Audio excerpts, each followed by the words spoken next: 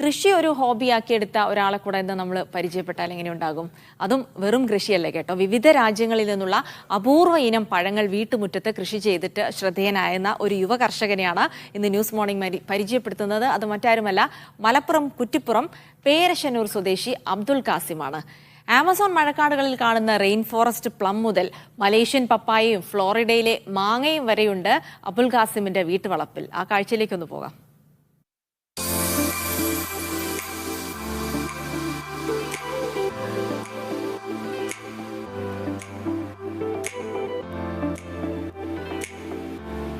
വീടിന്റെ മുറ്റത്തും വീട്ടുവളപ്പിനോടും ചേർന്നുള്ള 3 ഏക്കറോളം വരുന്ന സ്ഥലം, 1300-ലധികം വെറൈറ്റി ഇനം ഫ്രൂട്ട്സുകൾ, എല്ലാം വിദേശികൾ, 220 തരം മാവുകൾ, 75ഓളം തരം ഡ്രാഗൺ ഫ്രൂട്ടുകൾ, 68ഓളം തരം ജബോട്ടിക്കാബ, 25ഓളം തരം ലോങ്കല്ല ഫ്രൂട്ടുകൾ, 18ഓളം തരം റംബുട്ടാൻ, അങ്ങനെ നീളുന്നു ആ കണക്കുകൾ.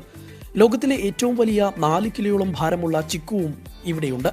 Malaysia, Thailand, south America, Cambodia, Mexico, Japan, Ecuador, Africa, Costa Rica മുതൽ ബ്രസീലിയൻ ആമസോൺ മഴക്കാടുകളിൽ നിന്നുള്ളവരെയുണ്ട് ഈ തോട്ടത്തിൽ. എല്ലാം ഓർഗാനിക് പഴങ്ങൾ.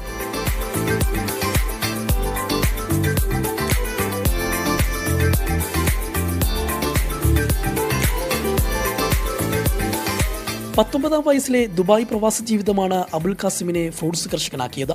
ദുബായിലെ മോളുകളിൽ നിന്ന് വിവിധ രാജ്യങ്ങളിലുള്ള പഴങ്ങൾ കഴിച്ചതോടെ ഇവ എന്തുകൊണ്ട് നാട്ടിൽ ഉണ്ടാക്കിക്കൂടാ എന്ന ചിന്ത വന്നു. 5 വർഷത്തിനു ശേഷം നാട്ടിലെത്തിയതോടെ ആദ്യം ഒരു മലേഷ്യൻ റംബുട്ടാൻ കൃഷി ചെയ്തു. വിജയിച്ചതോടെ ഓരോ പഴങ്ങളായി എത്തിച്ചു തുടങ്ങി. വിദേശത്തുള്ള സൗഹൃദങ്ങളും മറ്റും ഉപയോഗിച്ചാണ് വിത്തുകൾ എത്തിക്കുന്നത്.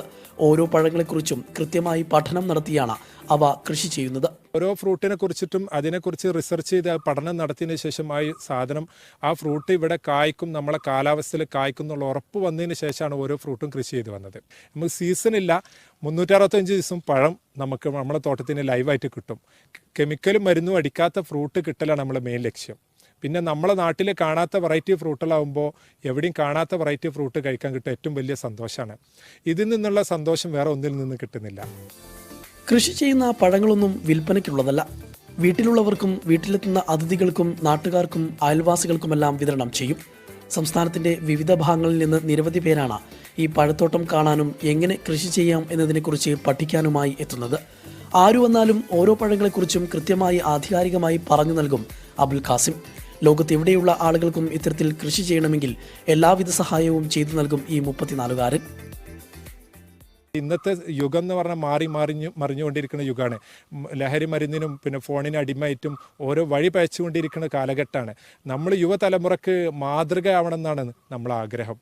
ശരിക്കും അങ്ങനെ ചെയ്തു വന്നാൽ നമ്മളെ കേരളം എന്നല്ല ലോകം തന്നെ നന്നാവും. എനിക്ക് കൃഷി ചെയ്ത് കൊടുക്കണം എന്നൊരു ആഗ്രഹം, അത് പണത്തിനല്ല മെയിനായിട്ട്. എനിക്കത് ശരിക്ക് കൃഷി എന്നുള്ള സ്നേഹം, അത് ആർക്കെങ്കിലും ചെയ്തു കൊടുക്കാൻ കഴിയുമെന്നുള്ള ഏറ്റവും വലിയ സന്തോഷമാണ്.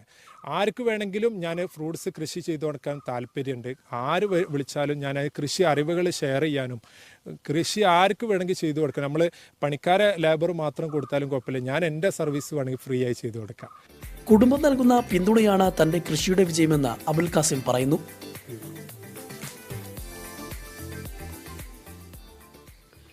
സൗത്ത് അമേരിക്കയിൽ നിന്നുള്ള ഒരു ഫ്രൂട്ടാണ് ഇപ്പോൾ നമ്മൾ കഴിച്ചത്. ഇത്തരത്തിൽ ലോകത്തിൻ്റെ വിവിധ ഭാഗങ്ങളിൽ നിന്നുള്ള ആയിരക്കണക്കിന് വരുന്ന ഫ്രൂട്ട്സാണ് ഇദ്ദേഹത്തിൻ്റെ ഈ തോട്ടത്തിൽ ഉള്ളത്. ഇനിയും നിരവധി ഫ്രൂട്ട്സുകൾ കണ്ടെത്തി ഇവിടെ വയ്ക്കാനുള്ള തയ്യാറെടുപ്പിലാണ് ഇദ്ദേഹം.